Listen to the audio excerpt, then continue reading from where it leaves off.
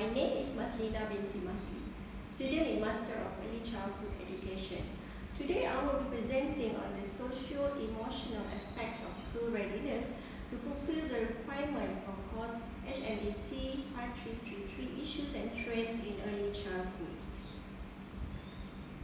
So I'll start with the content of my presentation, which include introduction, definition of school readiness, the foundation of school readiness, which I will talk about self-esteem, self-regulation, language and literacy skills, thinking skills.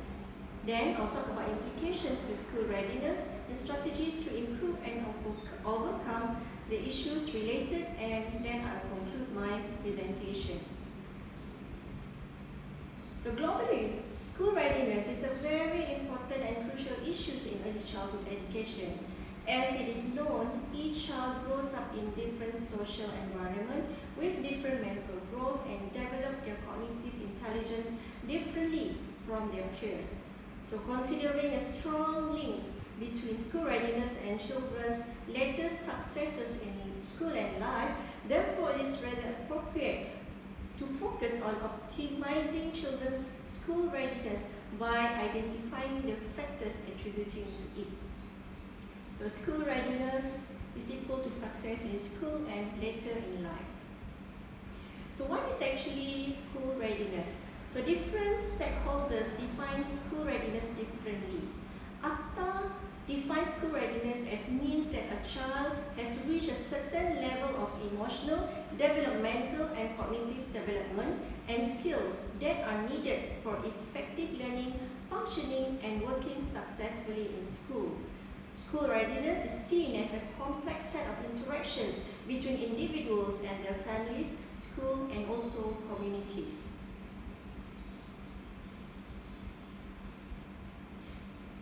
Teachers and parents have different definitions of school readiness. So teachers emphasize readiness in the social and self-regulatory domains, whereas parents emphasize on basic academic skills. So research indicates that children who are mentally healthy tend to be happier, show greater motivation to learn, have more positive attitude towards school, more eagerly participate in school activities, and demonstrates higher academic performance than less mentally healthy peers. So therefore, children's social and emotional health is just as important as their physical health, as it affects their capacity to develop to their fullest potential. So what is social-emotional competence? It has been described as a multidimensional construct that contributes to the ability to understand and manage emotions and behavior, to make decisions and achieve goals, and to establish and maintain positive relationships, including feeling and showing empathy to others. So how do children become ready for school? So the journey is actually begins at birth through the everyday support and experience with the parents and caregivers. So parents and caregivers allow children to acquire self-esteem, self-regulation, language and literacy skills and thinking skills, which is the foundation of school readiness. So today I will be discussing on how these four core areas play an important role in school readiness and strategies to improve the outcome in this area. So I'll start with self-esteem. Self-esteem is considered an important component of emotional health. It consists of self-confidence and self-acceptance. Children who have high self-esteem have an easier time handling conflicts, resisting negative pressures, and making more friends. So the foundation of self-esteem is actually trust. A trusting and caring teacher-child relationship is another essential contributing factor for children's optimum development. So children who have trusting relationship with their teachers are on average more willing to ask questions, solve problems, try new tasks, and express their thinking than their peers without such relationships. So the next one I'll talk about self-regulation. Self-regulation is the way in which children children learn to regulate their attention and behavioral responses to complete a specific goal or activity. So supporting self-regulation development in early childhood is an investment in later success because stronger self-regulation predicts better performance in school, better relationships with others, and fewer behavioral difficulties. By developing strong self-regulation skills, children have the ability to adapt behavior when engaged in situations that might provoke emotions such as stress, anxiety, annoyance, and frustration. So language and literacy. An individual's ability to understand and use language determines largely how successful he or she will be not only in school but also later in life. So this is the skills needed for a child to succeed in preschool. For them to being able to communicate, follow instruction, and interact cooperatively with peers and educators. So according to Dixon, by the time children enter kindergarten, they should be using language to get information, give information and explore ideas, telling and retelling familiar stories, understanding that pictures and print represent objects or ideas, matching spoken words with familiar written ones, such as their name or signs in their environment, identifying some letters and making some letter sound matches for familiar sounds, engaging in writing attempts that demonstrate understanding of the use of writing to share information and that approximate known letters in written language. So early childhood professionals have long recognized the importance of language and literacy in enabling the kind of early learning experiences that research shows link with academic achievement, reduced grade retention, higher graduation rates, and enhanced productivity in adult life. Another skill that is important for children to be school ready is thinking skills. So this is the ability to process information that requires cognitive tools. For example, parents interact with child over a shared sorting toy.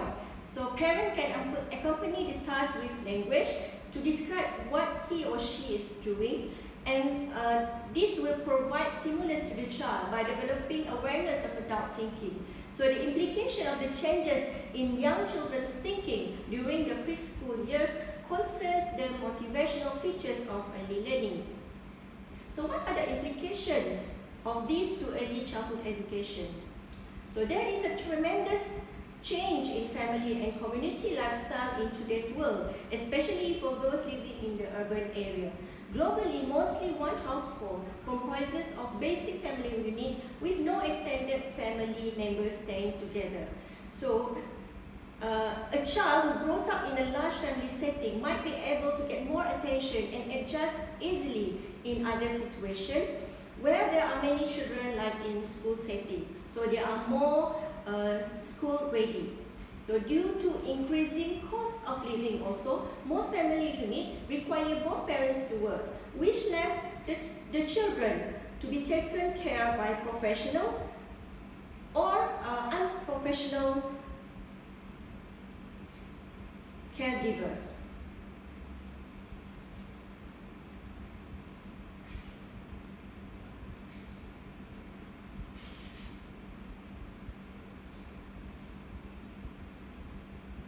So then I'll talk about the introduction of electric devices to young children. Busy parents nowadays always tend to introduce digital devices to their children at a tender age, as early as their newborn. So the effect of this practice has resulted in poor intentional conversation between parents and their children, which affected language development and subsequently the literacy skills among children. So, more children experiencing some forms of speech delay in the society today. This practice can be observed in almost every dining table in restaurants where families or couples come to dine, no longer engage themselves in social conversations among themselves as everyone is busy with their own electronic devices, including young children. And then there is a declining trend of free play, especially outdoor activities.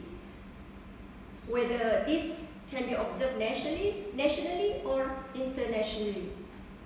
So play actually functions as the major means by which children develop interests and competencies, learn how to make decisions, solve problems, exert self-control and follow rules, learn to regulate their emotions, make friends, and learn to get along with others as equals and experience joy. So, the recommended strategies to improve and overcome the issues related to social and emotional well-being of the children is number 1, creating and promoting awareness of the importance of social and emotional competency among children, not merely for school readiness, but also to prepare the young children to achieve higher emotional intelligence. Number 2, the support and resources shall be made adequate and available. This include parental awareness courses for parents. So, number 3, promoting healthy lifestyles in the community by putting more emphasis on encouraging parents, professional educators, programs at school and communities to allow children explore and engage in free play activities. And then the important roles of professional educators shall include designing the curriculum, instructional practices, materials and activities that enables all children equitable access to learning opportunities. Number 2, providing individual assessment and program evaluation in order to cater individual children's learning development and educational progress at preschool.